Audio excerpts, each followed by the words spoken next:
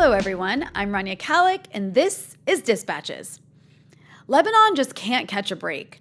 The Saudis just went bananas over comments criticizing the war in Yemen by Lebanon's Minister of Information from before he was minister. The Saudis have gone nuclear over this, trying to bring down the newly formed Lebanese government and bullying other Arab states to gang up on a small country teetering on the brink of collapse. All this amidst the worst economic disaster in the modern era, never-ending political crises, and medicine, fuel, and water shortages. To make matters worse, October saw clashes in Beirut on a front line that dates back to the civil war of the 1980s, with a Christian militia notorious from that war firing at Shia protesters affiliated with a Shia party and militia also from that war. This was caused by the dispute over an attempt to politicize the investigation over last year's port explosion. Why is all this happening now?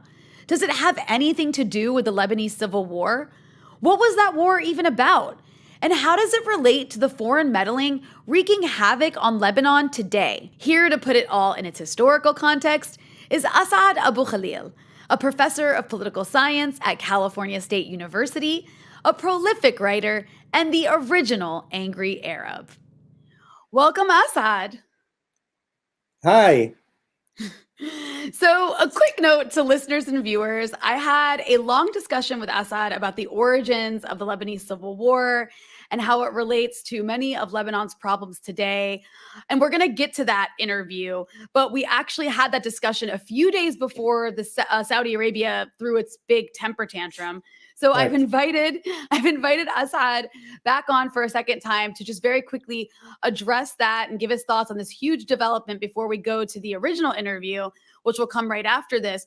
So As'ad, thank you for coming back and giving us some more of your very invaluable time and your invaluable take on what just transpired. So just to summarize very quickly for those who are watching, basically what happened, George Qardahi, who is the information minister of Lebanon, he made some remarks against the war on Yemen, calling it futile. And he said that the Houthis were defending themselves. And this was before he became information minister. The Saudis seem to have dug this up as a pretext to launch this assault on Lebanon as its economy is collapsing. And they've now severed diplomatic and economic ties with Lebanon. And they've done this along with their allies, Bahrain, the UAE, and Kuwait. And so this is all just to say that, as I see it, As'ad, it seems as though a bunch of regional dictatorships who are aligned with the U.S., as we know, are punishing Lebanon as part of this broader hybrid war on the country for being home to the region's most significant forces of resistance to imperialism. And, the response, and I've seen you commenting on this, the response by many Lebanese media figures and activists just bowing down really to this Saudi violation of Lebanon's sovereignty has been just completely shameful and embarrassing to watch. So given all that, what's your response to these recent events, and why do you think the Saudis are doing this now? You're absolutely right. This is not about this one man. It's not about Qardahi, and I'm no fan of this man. He is like most media and entertainment personalities in Lebanon, fans of Arab tyrants. He has praised them all, from Syria to Egypt to all the Gulf countries and so on. This is about our freedom of speech. And this is why this matter, to me, is one of the most significant, and it's being lost and forfeited by key personalities of journalism and civic society. And what is so ironic about all this, Rania, is, and you've been in Lebanon for a while, is that the people who shouted the loudest about revolution, about sovereignty, about our freedoms are the ones who have been very mum or have in fact joined the chorus to condemn somebody for their freedom to express their views. And this man, Qardahi, made those statements before he was appointed minister. So they do not apply to his time in the cabinet. This is about Saudi Arabia, has been for many years launching a war against Lebanon to bring it to its knees. To me, it's all about the July war of 2006. It's all about that. Lebanon was able to bring Israel to its knees. Israel has never recovered. The humiliation over 33 days is something that Israel cannot recover from. Now it has assembled this alliance of the region of Saudi Arabia, UAE, and Israel. And as you said, they want to punish Lebanon because Lebanon humiliated Israel. It's all about that. They basically want Lebanon to surrender to them and to Israel. And this is why I have been saying in Arabic for the last few days, this is not about Hezbollah. This is not about Iran. This is not about Saudi Arabia. And you know me, I'm no fan of any regimes in the region or on earth. But this is about a basic right for us to be able to vocalize our criticism of one of the most cruel war of Yemen. Yemen is an Arab country. Those people who have been enemies of Arabism for decades, those are the people who aborted and foiled all attempts at Arab unity since the 1950s. Those are the people who undermined the true Arab nationalist project of Nasser and others, are now speaking in the name of Arabism.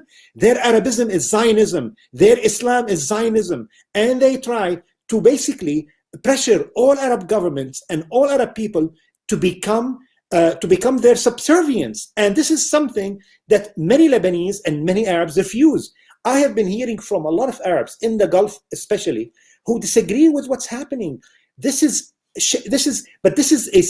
part of a series of measures by the Saudi government. Saudi Arabia, with very little uproar in the Arab world, in the Western world, especially in their media, kidnapped the Lebanese Prime Minister Saad al-Hariri. They tortured him and they forced him to read a statement which was intended to spark a civil war in Lebanon.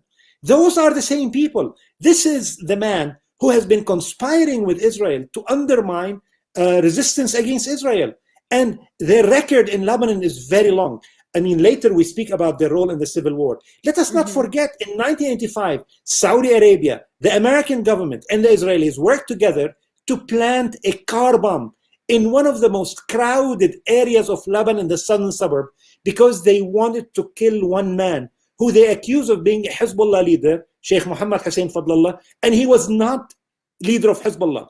And they did not manage to kill him, but they killed tens, over 80 people, if I'm not mistaken, killed, and hundreds were injured and so on.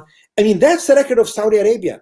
And today, they took the opportunity at a time when Lebanon, since its history, is at its weakest, its economy is in shambles, starvation is on the door, and also something like the poverty rate is around 60-70% of Lebanese families today. And they chose this time of suffering in order to squeeze the screws on the Lebanese people. And this is something what America does, right? America does it against Venezuela, America does it against Iran, America does it against Cuba. I mean, they are learning from their masters. And this Biden administration, which the Western media were telling us it's going to be a contrast to the Trump administration, is following in the footsteps of Trump in prostrating to these Gulf despots. Joe Biden, not Donald Trump, has been sending one envoy after the other to Mohammed bin Salman in order to get his approval and to ingratiate himself with him. And this same government of Saudi regime and the UAE regime, let us not forget, has one of the closest alliances with Israel in the history of the Arab-Israeli conflict. Those regimes are squeezing Lebanon. So are we naive to dismiss the involvement of Israel in this conspiracy? And it is a conspiracy. And let us remember, Rania, you and I have been saying on the Lebanese case that let us not dismiss the outside role, external intervention, and you know these Lebanese cool, westernized groups, civic groups, the Thou, you know, and they've been saying, no, it's entirely internal. Nobody interferes in Lebanese affairs. You have a foreign government asking the Lebanese people to muzzle the Lebanese people and to fire a minister because he dared say that this war in Yemen was pointless, which is something that has been said by many Lebanese politicians, including Walid Jumblat and Nabih Berri, the Speaker of Parliament. But of course, they won't dare go after them. They go against somebody who doesn't have a big party behind him, like George Qardahi. Well, I couldn't have said it better myself. And I think that the point that you make about the dismissal of the outside role played by the US, the Saudis, the Israelis, by everyone in Lebanon is really a product of a lot of this discourse that we talk about later in this interview that's coming from a Western-funded, Saudi-funded, Gulf-funded NGOs and civil society groups that really want to take everything wrong with Lebanon. And there is a lot wrong with Lebanon. Internally, especially, of course, right, but they want to dismiss the role that imperialism essentially plays in that, because all of that corruption inside Lebanon, all of the problems, the weak state. And we know one last thing I'll mention is when we're talking about Saudi Arabia specifically, I mean, one of the reasons Lebanon has this sect sectarian system that was implemented to end the civil war. Saudi Arabia played a huge role in doing No that, doubt. No as doubt. well as the US and all these other players. So the state No doubt. of Lebanon is weak because of the outside, and you can't really address the problems internally in the country in a way that's going to be effective until you get rid of that outside influence. And so that's why it's so important for this Western discourse to dismiss that, so you don't look at the real culprit, which is imperialism. I mean, I know our time is limited. I just want to conclude by saying one of the most shameful aspects of this affair has been the behavior of many Lebanese journalists and media people. Not only the ones who are in Dubai based, but the ones in Beirut as well. Those people have been basically supporting the right of a foreign government to muzzle our freedom of expression. It has become so desperate and pathetic on the part of these personalities. There's one of those Lebanese journalists who works for a Saudi conglomerate actually called for Gulf governments to expel those Lebanese who live among them who are not loyal and subservient like him.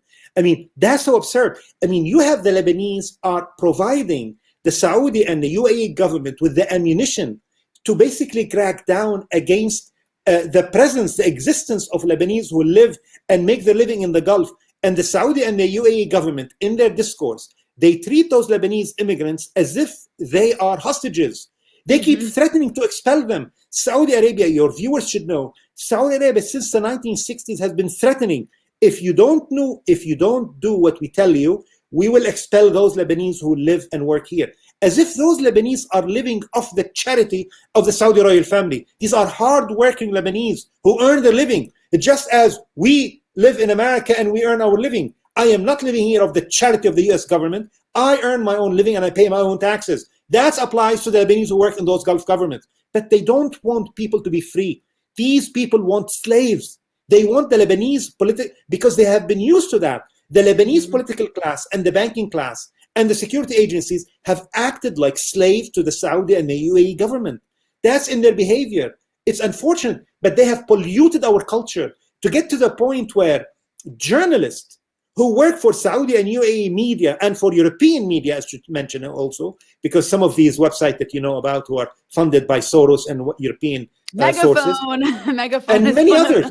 I mean, imagine those people are either silent, not saying a word against this encroachment on our freedom of speech, or they have been joining in enthusiastically in calling for suppression of freedom of speech for the Lebanese people on behalf of a tyrant in Dubai or a tyrant in UAE, in Abu Dhabi, or a tyrant in Riyadh. Well, I couldn't have said it better myself. Thank you so much, As'ad, for coming back and giving your take. And now to our original interview on Lebanon in the past and how it affects the present, which is more relevant than ever.